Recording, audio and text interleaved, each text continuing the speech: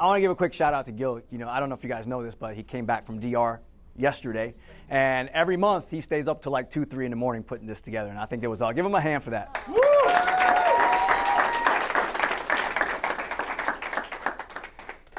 Actions get results. Who's heard that in here? Oh, it's right there on the wall. Everybody say that with me. Action get results. You know, we say that all the time, but I don't think we really understand it. To be honest with you, I don't think I understood it until last week. Okay? Here's what you have to understand about this phrase, right? Number one is that something comes before action. Do you know what it is? Decision. Preparation. Decision. Commitment. Mindset. It's an F word, not the one you think. Focus. Follow up. Focus. Decision. Faith. Faith comes before action. Faith comes before action. You have to understand that one thing. Number two is results. It doesn't say actions get the results you want. Okay? That's not what the results is about. Number two, and it's funny Gil mentioned it, you forgot about the S on results. You don't just get one result. You get results. And you often don't get the result you want, but you get the result you need. Okay, so I'll tell you how I figured this out. So I'm sitting there, right, and it's Mother's Day, and my brother-in-law comes in and visits us, right, and I'm listening to my brother-in-law. Now, my brother-in-law has hated his job ever since I've known him. Ever since I've known him. Every time he gets a chance, he talks to me about how much he hates his job, right? And, man, I've been trying to Tony Robbins this guy, Gil, for 15 years, man. I mean, I put my best work in with this guy and all this stuff, right? And this Mother's Day, he comes in and he says, hey, man, guess what? He's like, I took a part-time job. So he works from home, makes some good money. He's comfortable, but he hates his job, right? So he comes in and he says, Bobby, I got a job at Publix. And I was like, Publix? He's like, yeah, I got a part-time job at Publix. I'm like, what are you talking about? He's like, yeah, like stocking. I'm like, you're stocking? And this is what I was thinking in my mind. I'm saying to him, I'm just like, okay, awesome, man. Awesome, Steve.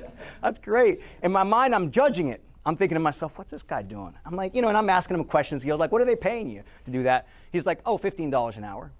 I'm like, dude, this guy's a sharp guy. He's got massive skills, right? I've been trying to Tony Robbins this guy, and he goes and gets a part-time job at Publix. Like, he misunderstood the assignment. That's what I'm thinking about, right? But the funny thing is I'm sitting at the table, and you know, my mom's there, everybody's there, and as he's talking about the job and how much he liked doing the physical, he's like, dude, I feel good. I got out of the house. I'm doing this, all this stuff. And I saw something in him. It was an energy and a passion that I didn't see, and I'm like, oh, my God, I'm judging this shit the wrong way. He took an action, right? After 15 years, he took an action. And what actions actually do is they shift the universe. That's what an action does. It shifts the universe. It lets the universe know you have enough faith. And then the universe starts to work for you. So let me give you an example. You guys ever play pool? Yes. Are you like me that you kind of suck at pool? You just kind of, you know. So when this happens here, you're not, like some people might be a sharpshooter like Gil, and you know, you actually think like, I'm going to hit this thing and the ball's going to go in the corner. Me, I'm just hitting these set of balls, right? Right? You just hit them as hard as you can.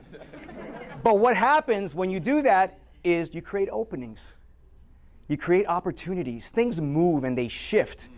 And that's really what actions are about, okay? So think of yourself like a running back, okay? So as you know, I'm building this brand, Bobby Franchise. I develop franchise players in the real estate game, and there's a heavy sports analogy with it. And there's a reason for it. Because I believe when you're looking at action, see that running back when he sits there on the field and he's like this? He knows one thing for sure, that this play they drew up ain't going to go like that. They drew up the play on the board just like that. You know, you run here, you go here, you score a touchdown. He knows the one thing that this guy knows when he's standing there is none of that shit's going to happen, right? Because when bodies start to move and monsters are trying to kill you, everything changes, right? But here's the deal. The fuel that runs an incredible life is faith, right? And here's the deal. Faith doesn't come from believing you're going to get the result you want. Faith comes from believing you're going to see the openings. You're going to see the openings. When you hit those set of balls and they start, you're going to get an angle. You're going to get an opportunity. That's all the action is for. It's not to get the result you want, because you don't get the result you want. You get the result you need. So this is what you have to be good at. So if you've ever watched, who's a sports fan, football fan? What's this guy doing right here? What's that called? They call it a cut, right? They call that a cut. When a running back goes in, they say hut, and bodies start to move and openings start to happen, you got to make a cut, right? You're looking for that opening to make a cut. In business, we call it pivot, right? When the pandemic hit, what did we do? We pivot, right? I almost fell down right there, all right? I'm a grown-ass man. So this is what you need to be good at, because here's the deal. Certainty is an illusion. It's an illusion. You want to take an action so you can be certain. Certain will kill you, okay? You don't need certainty. You need to pray for agility. You need to pray for agility. You need to say, God, when I see the opening, give me the courage to cut. Give me the courage to pivot. That's what actions get results mean. So when you see the opening, if you're a running back and you see the opening, if you're the running back of your business and your life and you see the opening, you run like hell towards the light. That's what a running back does. Bodies start to move, and when they see that opening, whoo, and you go straight towards your goal. So here's what you need to understand about the game of life. Number one is the game is on. The game is afoot. Whether you like it or not, the minute you come out of the womb, you're in the game. And you can decide whether you want to play that from the sideline and watch other people play the game like a reality show, or you want to go in there and take action and play your game. Okay? Number two, you got to realize is that the fourth quarter is now. The fourth quarter is now. What does that mean? That means the minute you come out of that womb, there's a clock ticking. And you best assume you're in the fourth quarter, because none of us know when our clock is up. So there has to be a sense of urgency about this. Action has to be a sense of urgency. That doesn't mean you don't play the long game. It means that if you're going to play the long game, you have to have urgency in the action towards the long game, right? EXP, this thing we're building, this culture, it's a long game. But one thing we don't delay on is taking action, because the fourth quarter is now. So let me give you a real life example of something that just recently happened in the past month. So when Gil and I first decided we wanted to be partners, Gil asked me, he's like, well, what action do you want to take?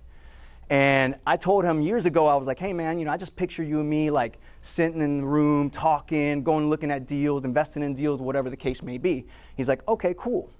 So, like Gil, Mr. Action Man, he calls me like a week later. He's like, hey man, let's go look at this quadplex in the hood. And I was like, well, that's not exactly the action I was thinking about. But it's action altogether. It's action. We're going to shift the universe here. So I was like, sure, let's do it, right? And so we rolled around the hood. We went and looked at this property. And I'm not going to lie, the neighborhood that we went into, I drove right out of because I did not feel safe. But we shifted the universe, and it led us to this property here, okay? Now, Gil said, we're going to take an action on this. I didn't expect him to say it the same way he didn't tell me about that listing cruise that he just came up with, okay? So he likes to surprise people with big things, right? So we were talking to the agent that had this as a listing, and just Gil looked at me and said, we're putting a contract on it. I'm just sitting in the room. I stay quiet inside. I'm freaking out. I'm like, what is he talking about? I'm like, we went in for a $140,000 quadplex, and this is a $1.4 million property, and we didn't have about $1.4 million of it. But I knew the power of action, right? The same reason I came into the hood, I said, you know what? I'm going to do what Gil said, right? So we wrote up this contract. So our vision when we saw this was, okay, when you walk this, I don't know if you guys ever been to Wynwood in Miami? Right? It's an arts district, right? So we're like, oh my gosh, when you walked around it, we felt this energy and this passion. Like, man, we were looking at each other like, this could be a coffee shop. This could be a gallery. This could be a wine place. This could be a speakeasy. And we were just excited, man. We had this whole vision of what this thing could be, right?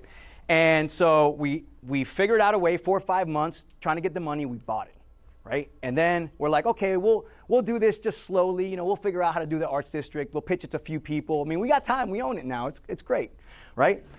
And one little action, right? This kid that was kind of managing the property at the time is like, hey, I got this artist coming from Miami. Is it okay if he paints on one of the walls?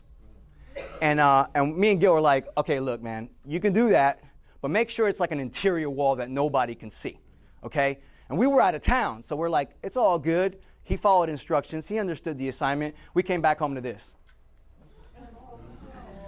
We were like, yo. And Gil's usually like real chill about stuff like that. He's like, yo, we told him not to, what is going on or whatever, but the game was on, right? The Arts District had been created. Now we had to work with it. So you know how the story starts to go. So we're like, okay, I guess we got an Arts District, right? And, you know, it caught some attention, some good and some bad. I don't know if you saw this post from back in the day, right? He's not even we don't even look the same, right? We had the news cameras out there. We were shooting the stories, and we were talking to them. This is going to be an arts district. This is going to be an arts district, right? And the city was behind it. You're not supposed to laugh that much at these pictures, right? Why are you guys still laughing? So we were just so excited, man. We were so excited. But here's the deal. Here's the deal. We shifted the universe. Universe said, you guys have faith, I'm going to pay you back. Not necessarily with the results you want, but the results you need. So you know what happened is not only did the news get a hold of it, but the city did too, and they weren't so happy. You can't just paint on buildings, right? You can't just put mural and graffiti on buildings. Me and Gil like, huh? We didn't even know that. So we were summoned to the city, But here's the deal. Through all that stuff, through those meetings with the city, we actually became the first building to allow rotating mural art in the entire city. Right?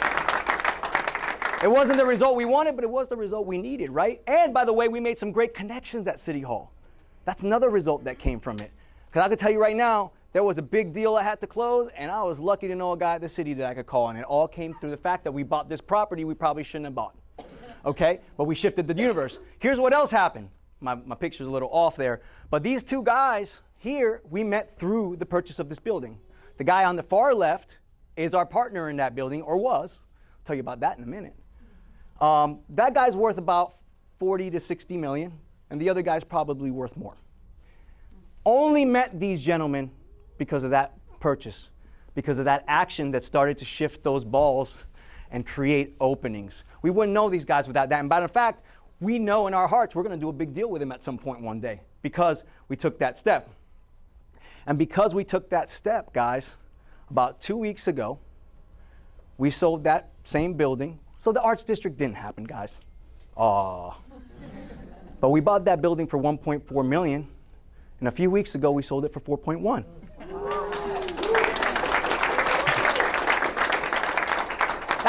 That's called the flip. That's the flip, right? 1.4 to 4.1. But not only that, guys, that building closed a week apart to give us the money to buy the building that'll be our future office here. Woo!